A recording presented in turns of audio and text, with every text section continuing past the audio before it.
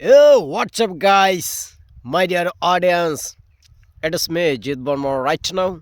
Welcome to my another new video today. I hope that everybody are all well. I'm also fine by grace of Lord Krishna. Today, I want to say something about my work. Uh, this is the potato plantation. Morning, I get up early and I take this and আমি আজকে সকাল সকাল উঠে এসে দেখি কেউ আসেনি। So আমি প্রথম, সেজন্য এখনও কেউ আসেনি। আমি ভাবলাম যে I make this video in this time. আমি এই মুহূর্তেটা ভিডিও তৈরি করতে পারি।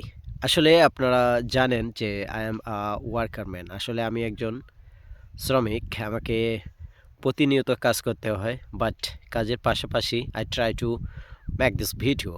আমি কাজের পাশাপাশি ভিডিও বানার চেষ্টা করি। তো আপনারা দেখুন যে আমি শত কাজের ব্যস্ততার মাঝেও ভিডিও তৈরি করি, কারণ আই ড্রিম, আমার একটা স্বপ্ন আছে যে আমি একজন ইংলিশ স্পিকার হব। So for this I try to practice daily. সেজন্য আমি চেষ্টা করি প্রতিনিয়ত প্র্যাকটিস করার জন্য। আসলে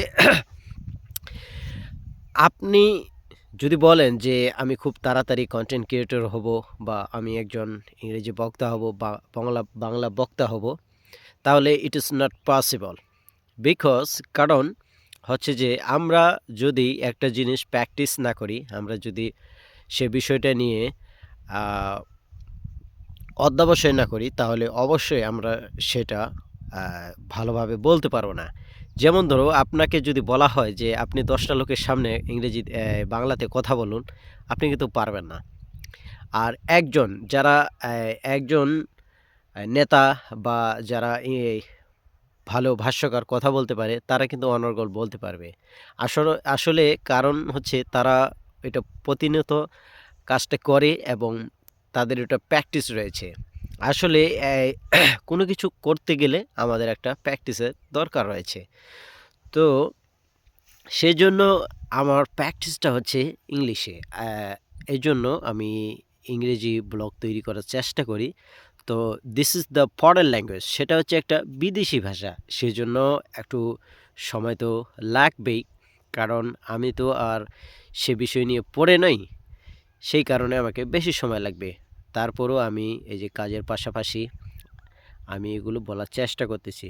যদি আপনারা কোনো কিছু জীবনে একটা হতে চান, তাহলে অবশ্যই সেটা আপনাকে কন্টিনিউ চালিয়ে যেতে হবে। আপনি যদি রান্নাবান্না কাজ করেন, তো আপনাকে সে বিষয়ে দক্ষ হতে হবে এবং বেশি সুন্দরভাবে ভিডিও তৈরি করতে হবে।